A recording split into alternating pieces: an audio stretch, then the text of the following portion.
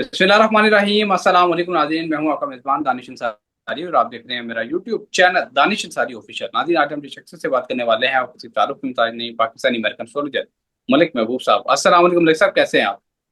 वालेकुम अस्सलाम। अल्लाह का करम है। आप बताएं कैसे हैं दानिश भाई। 2024 में जब मैंने 2024 के आखिर में एक प्रोग्राम किया था, एक इंडियन एस्ट्रोलॉजर थे, उनके साथ उन्होंने बताया था कि 2025 जो है वो जंगों का साल होगा, हादसात का साल होगा, आग लगने के वाकयात होंगे, प्लेन क्रैशेज होंगे। और ऐसा ही हुआ। हमने देखा कि इंडिया पाकिस्तान के दरमियान जंग हुई, इसराइल और फलस्तीन के दरमियान जंग हुई, रूस और यूक्रेन के दरमियान हालात खराब हुए और इतने ज्यादा हादसात हुए कि हजारों लोग एकमुश्त उनकी डेथ हो गई। आज से सिर्फ 3 रोज कबल ही सूडान में जो बागी फोर्सेज हैं उन्होंने हमला किया और 3,000 लोग अब तक बताए जा रहे हैं उनकी डेथ हो गई है। तंजानिया में हुकूमत मुखालिफ वाकयात में आज की खबर है 700 लोगों की डेथ हो गई है। सर, 2026 क्या खबर लेकर आ रहा है? इसके फिगर्स के वाले से भी बता दें, हम न्यूमरोलॉजिस्ट भी हैं। क्या ये साल अच्छा होगा? हादसात के वाले से, कुदरती आफात के वाले से, जंगों के वाले से, काइंडली ये भी हमें बता दें। देखें, हर साल में कोई एडवांटेज होता है, डिसएडवांटेज होता है। एडवांटेज ये दिख रहा है जो मुझे सिर्फ बज़ाहिर, वो ये है कि टेक्नोलॉजी में एक नया बूम आने वाला है। एआई की बात कर रहा हूँ। और डिसएडवांटेज में बहुत सारे हैं। जंगें ऐसी ही कंटिन्यू रहेंगी। कुदरती आफात सबसे ज्यादा 2026 में होंगे। सबसे ज्यादा, खुदा ना खास्ता, कुदरती आफात के हिसाब से बहुत ज्यादा नजर आती है 2026 में। Okay sir. सर, 2026 का ही जिक्र कर रहे हैं तो मैं आपसे ये भी जानना चाहूंगा, क्या 2026 में पाकिस्तान और इंडिया के दरमियान कोई नया महाज भी खुल सकता है, या फिर ये पाकिस्तान और इंडिया के हवाले से या इस खत्ते के हवाले से पुरअमन रहेगा? देखें, ये अब जो है ना, मामलात खराब हो गए हैं। मैंने जैसे आपको बताया है, अब ये मामलात जरा आसानी से सेटल डाउन नहीं होंगे। जैसे मई के बाद आपको फिर एक ट्विस्ट नजर आ रहा है अभी, इसी तरह से फरवरी मार्च के बाद फिर एक ट्विस्ट नजर आएगा। अल्लाह करे ऐसा ना हो। बहुत कम इम्कान आते हैं, लेकिन जैसे जैसे हम आगे बढ़ेंगे तो मैं आपको वीलॉग्स में अपडेट देता रहूंगा। लेकिन फिलहाल मार्च और जून जुलाई जरा ज्यादा क्रिटिकल नजर आ रहे हैं इन पाकिस्तान और इंडिया के हालात को लेकर। दूसरी बात, अफगानिस्तान जो अगर खामोश है, मुझे सुनाई दिया है कि तकरीबन 6 नवंबर तक अभी सीज फायर है, अगर मैं गलत नहीं हूं तो। उसके बाद मुझे नहीं लगता कि अफगानिस्तान भी, अगर 6 के बाद भी अगर ये इसको एक्सटेंड करते हैं, अल्लाह करे हो जाए सीज फायर, मुझे नहीं लगता अफगानिस्तान खामोश बैठेगा। और अफगानिस्तान का प्रॉब्लम ये है, ये गोरीला वार करने वाले बंदे हैं, तो ये सुकून से नहीं बैठेंगे। और अब पाकिस्तान एक ट्रैप में आया है, जैसे आपने सुना है कि अमेरिका भी इंडिया के साथ हो गया है। तो खुदा ना खास्ता आने वाले दिन पाकिस्तान के लिए मजीद मुश्किलात लाते हुए दिख रहे हैं। लेकिन अल्लाह करेगा हम इतने बड़े बड़ी मुश्किलों से निकल गए, इससे भी निकल जाएंगे। अल्लाह करे ऐसा कुछ भी ना हो अगले 15 दिन में, और सब खैर खैरियत से हम आगे इस साल को इख्तिताम की तरफ लेके जाएं और फिर हम नए साल की तरफ एंटर हों।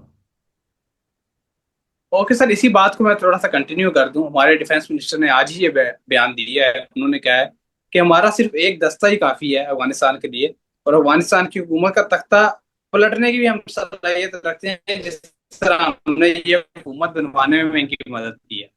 क्या वाकई इतना आसान होगा पाकिस्तान के लिए अफगानिस्तान में हुकूमत का तख्ता पलटना, या फिर अफगानिस्तान को टफ टाइम देना? ये भी काइंडली बता।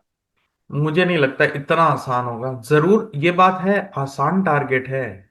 लेकिन आपके सामने एक एग्जांपल रखूंगा, आप समझ जाएंगे। एक वक्त में हम बांग्लादेश को बहुत आसान समझते थे, और वही बांग्लादेश ने पाकिस्तान को बेस्ट टीम के दौर में हरा दिया था। आपको याद होगा शायद, वो मुझे याद नहीं है कौन से टाइम के वक्त है। लेकिन मैं भी एक टाइम पे बहुत क्रिकेट का फैन था। उस वक्त बांग्लादेश को ऐसे हम समझते थे जैसे जिम्बाब्वे है।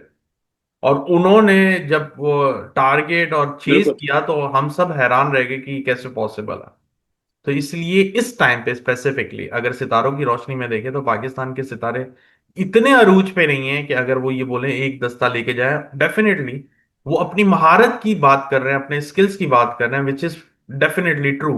लेकिन आप हिडन सरकमटेंसेस को नहीं जानते कि वहां से कुछ भी ऐसे आपके सामने आ जाए जो आपने नहीं सोचा हो ना देखा हो, तो वो जरा खतरनाक हो सकता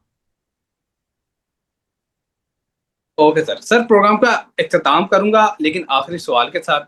बड़ा ही इंपॉर्टेंट क्वेश्चन है। वो क्वेश्चन ये है कि 2025 का सर हम जानते हैं इख्तिताम बहुत करीब है, 2 मंथ रह गए हैं। लेकिन मैं ये जानना चाहता हूँ कि 2025 का इख्तिताम क्या किसी सियासी हादसे या किसी बड़े वाकये से होने वाला है? वो वाकया ये भी हो सकता है कि इमरान खान साहब जेल से बाहर आ जाएं। वो वाकया ये भी हो सकता है कि वो बनी गाला या किसी और इलाके में उनको नजरबंद कर दिया जाए। वो ये भी हो सकता है कि हुकूमत का तख्ता पलट जाए। ऐसी कोई चीज, कोई बड़ा वाकया, कोई बड़ा सियासी हादसा, ऐसी कोई चीज आपको दिखाई दे रही है 2025 से इख्तिताम में? 15 नवंबर से 28 नवंबर बड़े इस चीज को लेके बहुत ज्यादा इम्पोर्टेंट होंगे, और इसमें कोई बड़ा सियासी धमाका एक्सपेक्ट कर सकते हैं आप 15 नवंबर से 28 नवंबर के दरमियान। Okay sir. सर, अमेरिका नए न्यूक्लियर धमाके करने जा रहा है और बहुत अरसे बाद ऐसा हुआ है कि अमेरिका की तरफ से नए न्यूक्लियर तजर्बात किए जा रहे हैं। दूसरी तरफ ईरान ने ये दो टोक अल्फाज में अमेरिका को वार्निंग दे दिया और कह भी दिया है कि हम यूरेनियम अफजोदगी जो है वो नहीं रोकेंगे। ये मामला किस तरफ जा रहे हैं? क्या वजह ऐसी पैदा हुई है कि अमेरिका जो है 2026 शुरू होने से पहले या उसके करीब जो है नए न्यूक्लियर धमाके कर रहा है? क्या 2026 दुनिया के लिए मुश्किल होने वाला है? क्योंकि ईरान ने भी कह दिया है कि हम यूरेनियम जो अफजोदगी है वो करेंगे। और आपने आज से 4 रोज कबल मेरे प्रोग्राम में कहा था कि ईरान की तरफ से आपको खबर मिलने वाली है, तैयार रहें। अब आप क्या देख रहे हैं हालात? देखिए, बात यह है कि हर जगह पे डिस्टरबेंस है, और जब बड़े बड़े ममालिक ऐसे तजर्बे करते हैं तो इसका मतलब ये होता है कि कुछ बहुत बड़ा अंदर चल रहा है।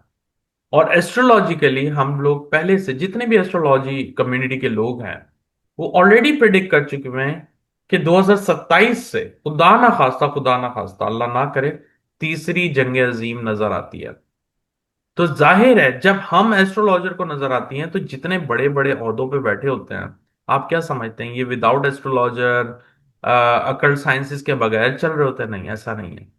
ये लोगों के पास बहुत प्राइवेट लोग होते हैं जो इनको गाइड करते हैं एस्ट्रोलॉजिकली, न्यूमरोलॉजिकली, बहुत सारे यहाँ पे तो अकल्ट साइंसेस में बहुत सारे इल्म है, उसके थ्रू गाइड कर रहे होते हैं। तो ये लोग रेडी हो रहे हैं और दुनिया उसी तरफ जा रही है। देखिए, मैंने आपको बताया नवंबर इस साल का आखिरी महीना होगा जिसमें खुदा ना खास्ता कोई बड़ा हादसा हो जाए। दिसंबर से 6 दिसंबर के बाद 6 दिसंबर के बाद मुझे इस साल में और मजीद कोई मसला नजर नहीं आता। बजाहिर तो बाकी दिन भी 24 ही रह जाते हैं उस साल के, लेकिन दिसंबर का महीना बाकी महीनों से साइलेंट और बेहतर गुजरेगा। है जब पाकिस्तान और इंडिया के हालात पहले ही बहुत ज्यादा कशीदा हैं, सरहदों पे अफवाज जो हैं वो बिल्कुल तैयार हैं, और पाकिस्तान और अफगानिस्तान के ताल्लुकात भी बहुत ज्यादा खराब हैं। ऐसे वक्त में इस मुआहदे का तय पा जाना बहुत ज्यादा अहमियत रखता है इंडिया के लिए। सर, अगर खुदा न खास्ता पाकिस्तान और इंडिया के हालात दोबारा से कशीदा होते हैं, इस डिफेंस एग्रीमेंट के इंडिया को क्या बेनिफिट्स होते हुए आप देख रहे हैं? देखिए, बेनिफिट्स तो डेफिनेटली जो भी साइन एमओयू करता है उसके पास बेनिफिट्स आ जाते हैं, बट डिपेंड ये करता है कि जिनसे इन्होंने साइन किए क्या ये उस टाइम पे एक्शन या उनकी मदद करने के लिए आएंगे। जो कि मुझे पहले से ही डाउट था कि इंडिया और अमेरिका की जंग मेरे लिए, या इनके इख्तलाफात मेरे लिए सरप्राइजिंग था, वो सरप्राइजिंग था। लेकिन ये जो इनके साथ एक पैचअप हुआ है ये मेरे लिए सरप्राइजिंग नहीं है, मैं आपको पहले भी बता चुका हूं। तो इंडिया और पाकिस्तान की अब जंग बहुत डिफरेंट, बहुत खतरनाक और बहुत ही एक्सटेंडेड लेवल पे जा सकती है। इसलिए मैं बार बार आपको एक ही बात करता हूं कि दुआ करें ऐसा ना हो। अगर हो गया, बहुत ज्यादा खतरनाक कॉन्सिक्वेंसेस होंगे पाकिस्तान इंडिया के लिए, दोनों के लिए। ठीक है। बहुत शुक्रिया सर, आपने अपने कीमती वक्त में से कुछ वक्त निकाला और इतनी जबरदस्त प्रोडिक्शन हमारे साथ शेयर की। इंशाल्लाह नेक्स्ट प्रोग्राम में ऐसे ही इंटरेस्टिंग टॉपिक के साथ दोबारा पेश होंगे। अगली वीडियो तक के लिए मुझे और मलिक महबूब साहब को इजाजत दीजिए। अल्लाह हाफिज़।